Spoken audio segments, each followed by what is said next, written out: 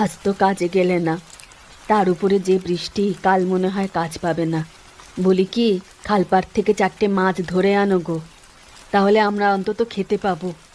তা গিন্নি, যে জ্বর উঠেছে, শরীরটাও তেমন ভালো লাগছে না। মাত্র একবার জাল ফেলে যা পাও তাই নিয়ে আসো। হ্যাঁ, ভালো লাগে না এই ঝড়ের দিনে এত কাজ। আমি চললুম গিন্নি, তুমি তোমার খেয়াল রেখো। তাড়াতাড়ি চলে এসো, ওই 4টে মাছ হলেই ফিরে এসো।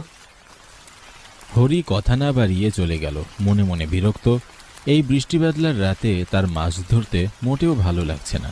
তাছাড়া শরীরটা তেমন একটাও সুবিধার নয়, কাশিটাও বেড়েছে। এসব ভাবতে ভাবতেই হরি খালপাড়ের কুঠিতে এসে পড়ল। কুঠিবাড়ির দিকে তাকাতেই হরির বুকটা হু হু করে কেঁদে উঠল। এখানে ঠাকুমার সাথে কত স্মৃতি জড়িয়ে আছে। তিনি থাকলে জল বাতাসা দিয়ে ঘরে বসতেন।